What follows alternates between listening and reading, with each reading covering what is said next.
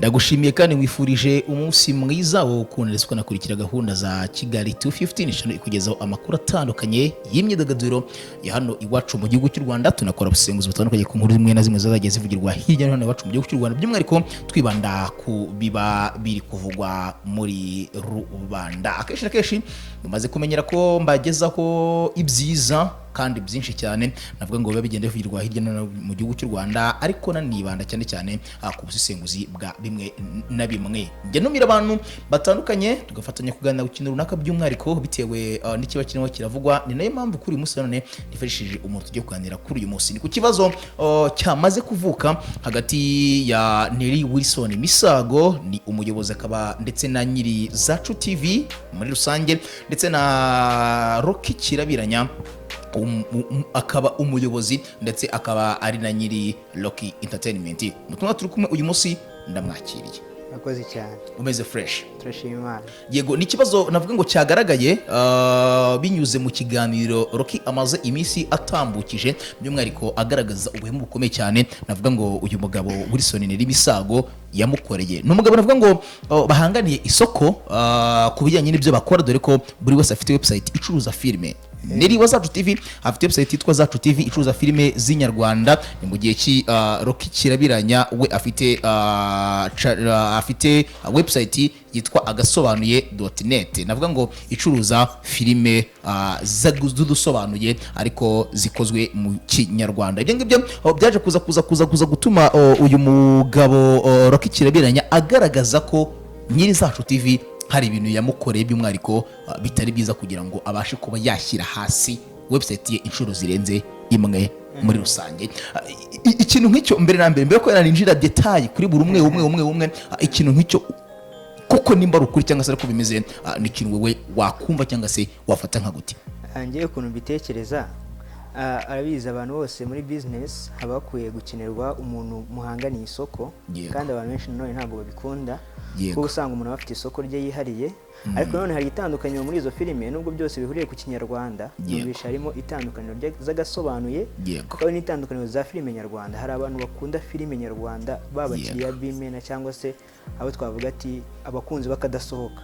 Hari n'abandi bakunda filime z'agasobanuye. Ntekereza ko icyo kitaba inzitizi ku bagenda bakunda agasobanuye bamwe, cyangwa se abandi bagakunda filime zirangira cyangwa z'inyarwanda.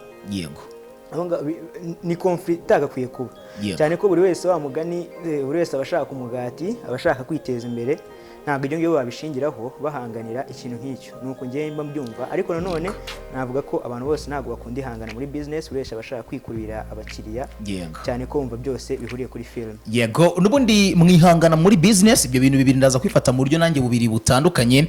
Ndaza kubifata koko nk'ibyabaye kugira ngo umuntu ase nk'uhosha competition y'undi, kuko ibyo Rocky Kirabiranya avuga ari ukuri, bitewe nuko atari inshuro ya mbere bibaye ko abakora udusobanuye bakaswa cyangwa se batungwa agatoki n'abakora filime nyarwanda babashinira kubicira cyangwa se kubangiriza amasoko muri rusange. Amambere mu myaka nk'ibiri ishize, ndatekereza nka 2018 gutyo na karindwi niba ntibeshye, nibwo abakora filime nyarwanda bateranye bakagaragaza ko baciye udusobanuro cyangwa se bakagaragaza ibyifuzo byabo byo guca udusobanuro bitewe nuko ngo bituma filime zabo zitarebwa. Abasobanuzi ni nabwo bahise bishyira hamwe bakora itsinda rya bamwe mu bakora udusobanuye bamagana bikomeye cyane ibyo aba bakora filime nyarwanda bavugaga. Ni ukuvuga ko bagaragaza ko ukunda filime z'inyarwanda nta cyamubuza gukunda filime z'inyarwanda, cyangwa se ukunda udusobanuro nta cyamubuza gukunda udusobanuro by'umwihariko bitewe n'ukuntu babona utwo dusobanuro kwabo tugenda dukorwa. Bikaza no kuza gutuma abakoraga icyo gihe filime zidusobanuye bakomeza gutsimbarara kuri icyo kintu muri rusange cyo kuba abakora filime nyarwanda bifuza kubafungira umugati. Nelly Wilson ni umushoramari muri filime nyarwanda ubimazemo igihe kinini kandi cyane. Uyu mugabo ni umuyobozi wa Afrifame Pictures ikora amafoto ikanakora ndetse n'amashusho akenshi na kenshi yibanda ku bukwe ndetse no ku birori. Uyu mugabo ni umugabo akoze cyane ibijyanye na business za online kera kandi cyane. Niwe mugabo navuga ngo numwe magabo ba mbere babashije guproducinga filime nyarwanda zigaca ku mbuga nkoranyambaga, ndetse akanaproducinga filime zica kuri televiziyo y'igihugu zose mu gihe kimwe kandi ari z'umuntu umwe. yakoze filime nka Seburikoko iri munsi y'amazina ya Nelly Wilson Misago, akora filime ya City Maid iri munsi y'amazina ya Nelly Wilson Misago, akora filime nk'Indoto, zose izo nkubwiye 3 zica kuri televiziyo y'igihugu kandi abantu banazikunda, kandi abantu bakanazikunda. Nigi navuga ko ari isoko yamaze gutsindira we mbere na mbere rya filime nyarwanda we afite mu biganza bye. Roki Kirabiranya yaje ari umujangwe nk'uko ajya kunda kubyita, aza ari umwana mu kazi mudusobanuye, aragakora birakundwa, harashya nk'uko ajya bivuga. Amaze kuhatwika abona ko nubwo ari gutwika ariko ari gutwikira imbere mu gihugu, yifuza gutwika akambutsa imipaka muri rusange. Ntabwo byari byoroheye Roki Kirabiranya kugira ngo abafite aba agent batwara filime ze bazivanye mu gihugu cy'u Rwanda ngo bazigeze Canada, bazijyane Australia, bazijyane Kenya, bazijyane yagiye atandukanye aho afite abakunzi. Strategy ye yatekereje strategy nk'yatekerejwe na Wilson Nelly Misago yo gukora website navuga ngo iri base cyane ku banyamahanga bakunda filime. Wilson Misago yikoze ari gutagetinga abanyamahanga bakunda inyarwanda, mu gihe Roki Kirabiranya yikoze ari gutagetinga abanyamahanga bakunda udusobanuye. Zaje website ebyiri zihanganiye ikintu kimwe cya filime, ariko zitari zimwe kwa inyarwanda ndetse n'udusobanuye, ariko ziza ari website nanone zisa nk'izije guhangana nk'uko n'ubundi ba nyiri ibyo bikorwa bahanganye mbere uko batekereza gukora izo website muri ya myaka nakuye 2017-2018 bifuza guhagarika udusobanuye ngo hagurishwe filime z'inyarwanda kugira ngo babone isoko za filime z'inyarwanda. Ibyo ngibyo bamaze kubikora muri ubwo buryo twasone tumaze kubaho, bakoze website yitwa agasobanuye .com, habanje .net haza .com, ariko zikaba website zajyagaho igihe gitoya zikongera zikavaho. Ntihamenyekana ikibazo cyaba cyaratumaga izo website zivaho. Abenshi buriya seriveri zazo ziri hasi cyane, barayisura cyane, traffic yaba ndende, website ikangirika bitewe nuko abasura website barengeje ubushobozi ubwayo ifite. Niho twaje kubona amahirwe niko nibo byite, tukabona ubusobanuro bw'umwe muri ibi ngibi. Ni mu kiganiro yagiranye n'Isibo TV, bari kuganira cyane cyane ku kuba we ubwe ari umutwitsi, ari kimomo, ari wa muntu ukora ibintu bikamenywa n'abantu bose. Agaragaza ko ari we muntu ufite website ifite traffic nini mu Rwanda, bayigereranya na Zacu TV, uburakari burenga Roki Kirabiranya. Ati bosi wanyu uriyo ngo mumbwiye ibyo yashatse gukora arabizi, yashatse kungira nabi, yarangambaniye, yakoze iki n'iki kugira ngo simbeho cyangwa sininge bitewe n'iyo website yari amaze gukora, ariko now I'm strong. Website narayikoze iraraninga kugeza ubu ngubu iriho. Ni ku ruhande rwa Roki Kirabiranya kimomo, ufite abakunzi batari bake mu gihugu cy'u Rwanda, ufite ndetse n'ibikorwa bitari bike niko ndibo byite. Afite abana managinga muri company ye ya Roki Entertainment, afite uko byishege no kuba byo kwamaza n'iki, ariko wagaragaje ko yabangamiye bikomeye cyane na Nelly Wilson Misago nyiri Zacu TV nk'umuntu wari bahanganiye ku isoko rimwe, ariko yacuruza ibintu bihuye ariko none bidahuye. Ndabyumva nko babyumvaga mbere ngewe, bafite umwanya wo gusobanura cyane kugira ngo ugire icyo umbwiraho. Ndabyumva ko babyumvaga mbere ngewe, ntago umukunzi w'inyarwanda yakwanga kureba inyarwanda ngo nuko aje agasobanuye, na nubwo umukunzi w'agasobanuye yakwanga kureba agasobanuye nuko haje inyarwanda. Ntago Roki ari gucuruza filime z'inyarwanda kuri website yitwa agasobanuye.com, agasobanuye 250.com, ngazicururiza ubuntu, mu gihe Wilson Nelly Misago ari kuzicuruza kuri Zacu TV azicururiza 5,000 ku kwezi. Ariko hamwe n'inyamahanga handi n'Inyarwanda. Nyine kuvuga ngo ntago Roki ari gucuruza inyarwanda kuri website ye, azicururiza ubuntu kugira ngo yangize isoko rya Nelly uri kuzicuruza 5,000. Nelly afite inyarwanda ze ku mushinga we yize, na Roki afite udusobanuye twe akora ku mushinga we yize. Babiri bari mu ruganda rumwe rwo gushaka amafaranga mu bintu bakora kandi bazi neza, ariko bidahuye habe na gatoya. Bikanatuma ayo makimbirane nk'uko Roki yabitangaje. Ni umusore Roki bigora kugira ngo ubone yarakaye, ariko ageze kuri iyi case isuri irikunja. banamusize Hagati umuntu akwiyemo rinete ushobora gusanga arimo n'amarira kuko byaramubabaje kandi cyane. Competition nk'iyo ngiyo irimo kwangiza ibintu by'abandi. Hari n'ibyo nabonye muri yashize society imwe yakoze nko muri ubwo buryo, narumvise ngo yaranarezwe ikirego cyaratanzwe gutwika uharabika cyangwa se no ushaka gufunga n'ibyo undi muntu muri iyi industry, muri iyi vision turimo place muri iki gihugu turimo kiri mu nzira y'amajyambere cyane cyane ku bijyanye n'ikoranabuhanga.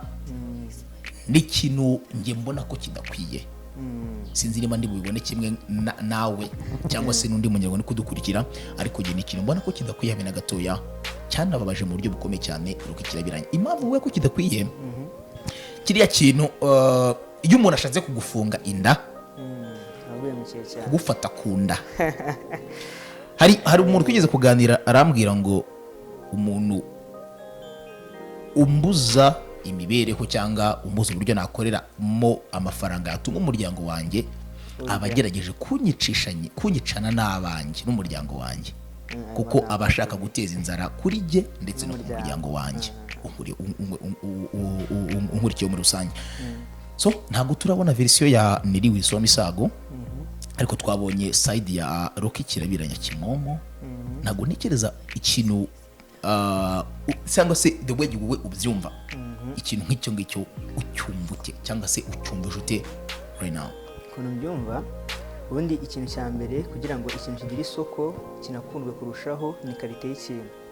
Ninjya gusura agasobanuye.net cyangwa agasobanuye 250 nk'uko babivugaga, nkasanga ishusho ririho cyangwa se ukuntu ngiye nshaka kubona ibintu saba ariko mbibona, ntago nimba mbikunda kuko nkaba nshaka kumva kugasobanuye cyane no kugakurikira, ntago bizambuza kutayikurikira. Ariko nanone ni karite izatuma wenda uburyo nari kubikunda butandukana.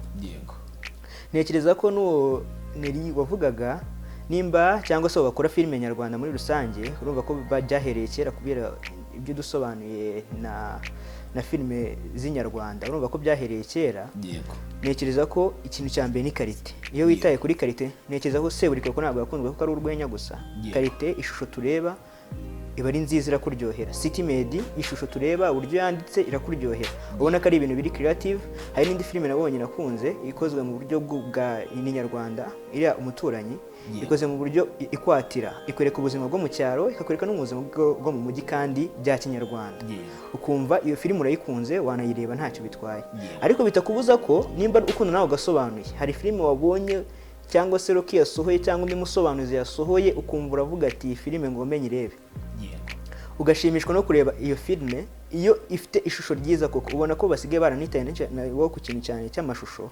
Mbere amafilime yabo yarazaga ukayareba ariko ntiwukunde ishusho, ukaba koko nk'uko nigeze kumva bivuga, ukaba ushobora kumva iryo jwi ry'umuntu uri gusobanura koko azi ikirimi cyangwa se ururimi bari kuvuga, anari kubyumva akanasobanukirwa filime ku buryo nawe yigusobanurira ukumva urayumva, ariko ishusho uri kureba muri make cyangwa se mu buryo bw'ishusho uri kureba nubikunde, ukumva nyine nuguta igihe cyangwa se ndano kuvuga reka ntamporeze ndebe ko amasaha yashira.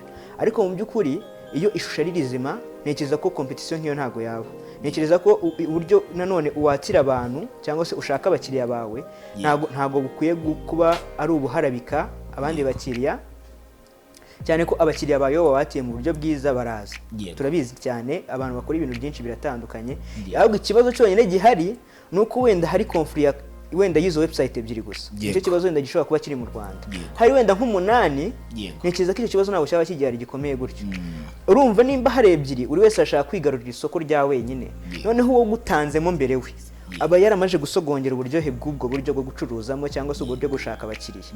Ubu ushobora gusanga rero nta kubona ujemo aravuga ati uje kungabanyiriza abakiriya ni icyambere, cyangwa se wenda uburyo abantu banyishyuraga amafaranga ashobora kugabanyuka, cyangwa bigatuma nanjye amafaranga nashyiragaho agabanyuka bitewe no kugira ngo nkurure babakiriya, ariko amafaranga yanjye nashyizeho cyangwa se nzajya mbishyuza ntabwo ari buhure na karite ndi bubahe.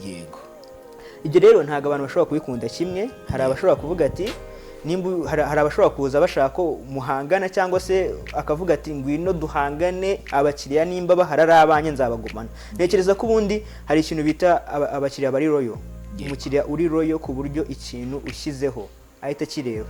Ushobora gushyiraho video yawe kuri YouTube cyangwa se abakumva, hakaba hari wa mukiriya uba ugomba kumva ibintu byawe uko bije, ndetse akagutega amatwi ku cyo wamuteguriye, ugasanga koko uwo ni wo mukiriya nyawe wakoze waremye, ariko nanone bitewe n'iki na karite umuha, ibyo umubwira akumva biramunyuze, amakuru umuha akumva koko birakwiye ko agomba kugukurikira umunsi ku munsi. Rero iyo ibyo ngibyo byabaye, ntabwo umuntu ashobora guhangana n'undi bafite ikintu nk'icyo, niko mbitekereza. Yego, no mu buryo bunoroshye, tugiye wenda mu bisanzwe, kugira ngo wenda no mu baturage uri hasi cyangwa se udukurikira, wenda ibyo by'ikoranabuhanga ari ibintu byamugora gusobanukirwa cyane. Biragoye kugira ngo ubucuruza inyanya nubona ucuruza intoryi ku ruhande mudahuje ibyo mucuruza, umugire ishyamba.